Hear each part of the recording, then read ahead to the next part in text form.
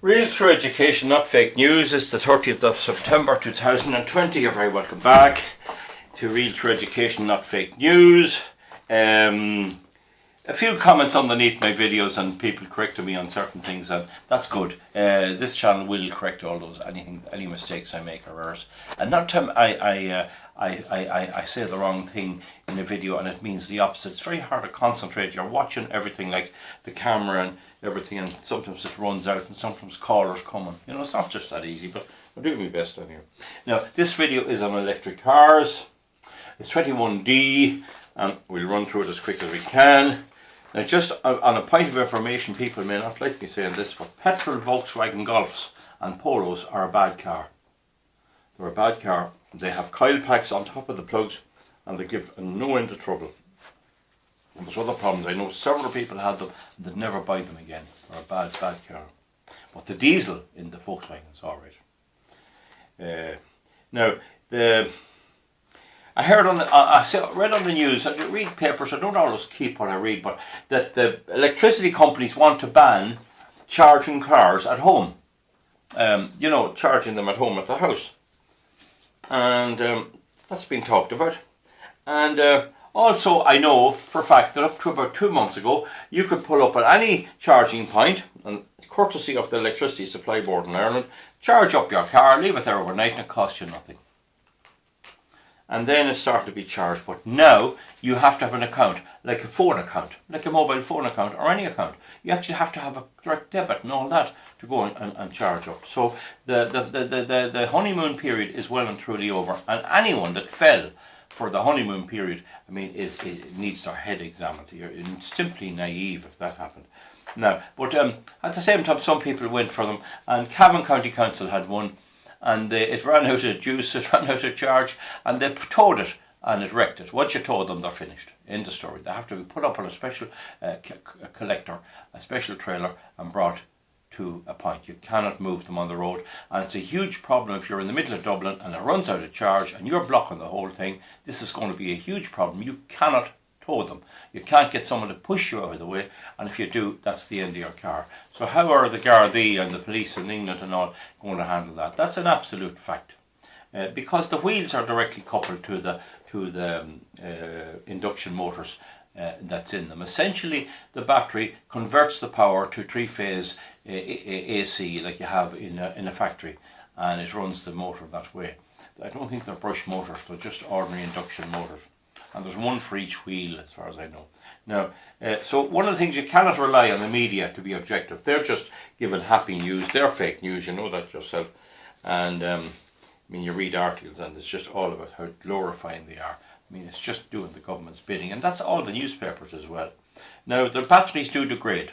They'll degrade, and according to an article I read it's on some newspaper on the internet, it said that they can degrade up to 70%. In other words, they'll go down to 70%. Now, and more. Now, the guarantee, a lot of them are given guarantees that you'll get 100,000 kilometres. They'll change the battery if it goes down a certain amount, or if it goes down to 70% of capacity. Now, whether or not that means that if at 99 kilometres, if it was down to 70, they'll give you a new battery, I don't know. It has to be degraded a certain amount, below a certain amount, and they will replace the battery. But you'll find they have that done, that it's only for the hard cases. People are in very bad luck where a battery goes. But you'd want to read the fine print really well. But what it seems to be here is that some of them will say if the battery goes down to 70% over a certain period, before you have 100 miles done, or if you have less than 100 kilometres, kilometers, I said miles, and that's only 60,000 miles. So if it gets to 60,000 miles, and the next day the blooming battery goes wonky, you get nothing. You get nothing. That's the situation. Now, a report also, the car industry had a glowing report about battery degradation, batteries becoming less That's good. And we all know with lead acid batteries they do degrade too. But the Audi A3 degrades, I'll do this in a percentage over 10 years. It's 0.3. So that's 3% over 10 years. That's not much. The Tesla 3, 6%. Another Tesla 2009 degraded 7%. A Nissan Leaf degrades 8% over 10 years. A BMW 1.3 will degrade 9%. A Chevy Volt will degrade 11%. A Ford Focus 11%. A Tesla S model must be 11%. A Mercedes B-Class 2018 was found to degrade by 1.2 a year. That would be 12% a year. A Volkswagen Golf 14% in 10 years. A Toyota Prius 23%. I know a person who had a Toyota Prius. It was a hybrid. Couldn't wait to get rid of it. Wouldn't touch them again. And Toyotas are generally a good car. So 23% there. The Kia Nitro, 35%. And the worst of them all is the Mitsubishi Outlander. And it degrades by 4.1% a year, or 41% over 10 years. Right? You can go back to that if you want. Maybe you're not that interested in it. Now, the Irish Independent had an article which carried a lot of that stuff. And it's a number of other papers. Now, I know a person who had a Mercedes I-Class, and I think it is not that old. I think it's fairly new. And he got sick in Great Britain, in England, and it was an electric car. And whatever happened, I think you're supposed to isolate the whole battery if you're parking it up at the airport or you're going away. But anyway, it was draining, and he was in hospital longer than he thought. And when he came out after, I think it was nearly 14 days, nearly. When he came out anyway, he found the battery was flat, or it was almost below. If it goes below a certain percentage, the battery will not charge up again. With a lead acid battery, it kind of will. It's not a good idea to let them go flat, but if you let these car batteries go flat, they're finished. It won't take the charge anymore. Simply will not take the charge. You can charge them all the like, get nowhere. So anyway, I don't know what his conditions were. It must have been that if you let them go flat, and there must be a computer to tell them that, you get nothing. He had to fork up 10,000. Last time I was talking to him, and I can't get through to him now this last while, but that's a fact. He wouldn't lie to me. It's a hard luck story. £10,000 sterling. That'll be about 11,000 euros. Sorry, 11,000 sterling. So 10,000 euros it cost him to get the new battery. Now, Malcolm McCullough is an engineer, and he in England, and he's a big commentator on this. He seems to be quoted in the papers and that. And he makes the point that the UK, to go electric, you'd need 20 gigawatts of electricity, and that's the equivalent of doubling the nuclear power capacity of the UK. So essentially, if you do that, you have a nuclear driven car. That's essentially what you have. So there's another point, and well made, that if all of the United Kingdom went electric cars and vans, the amount of cobalt, now to explain cobalt, if you look at an ordinary battery, if you've ever seen an ordinary flash lamp battery, there's zinc in the cathode. In other words, the casing it's in, the container, is zinc. And that is okay to take the charge of electricity out of the chemicals in the battery. It's black, kind of slimy stuff, but it won't put it back in. If you want to put it back in, you have to use cobalt. Cobalt. There is, sometimes you'll see nickel cadmium as well, which may be alright, but generally speaking, it's cobalt that has to be used. And cobalt is very short supply. It's mined in a number of places, including in Siberia, and the people living up there, like the cold is unbelievable. They just can't go outside hardly at all in the winter time. Anyway, it would take all the cobalt of the world to supply and manufacture electric cars for the UK. That will tell you something. So what will happen if they all go electric? Where are they going to get this cobalt? This cobalt. Tell me. And then it's needed for other things as well. Now the Engineer magazine looked at the cost of charging and the amount of electricity it took to charge them, and it says it's the equivalent of leaving the electric shower on overnight. I won't dwell on that. You know what will happen if you leave the electric shower on overnight. And in my house, I find the electric shower every 8 or 9 years I have to redo the switches. It burns out the switches. They're very, very hard on power. I never actually checked what they use, but they're a very heavy user of power. So we'll be leaving that all night, every night, to charge our electric car. That's what the engineering magazine said. That's in the, I think it's the Daily Telegraph, I think, or the Daily Mail. Please excuse me for not having my detail. I had a busy day. But anyway, now so then it makes the point in the same magazine that if you had a street there and a whole lot of people come home and they start charging up the cars, you'll blow all the connections that won't be fit to carry the load. The wiring would all need to be replaced with massive heavy wiring and massive increase in generation. So you're really, if you're using coal or oil or gas, you're really only moving the emissions from the car exhaust to the power station chimney and using more nuclear power. And here in Ireland, according to the Green Party's laws, we're not allowed to produce nuclear power. Now, another thing you could very easily see, I have a little petrol generator. And it's a great little yoke. If you put a couple of gallons of petrol, it'll run the whole day. It's a 2 kilowatt generator.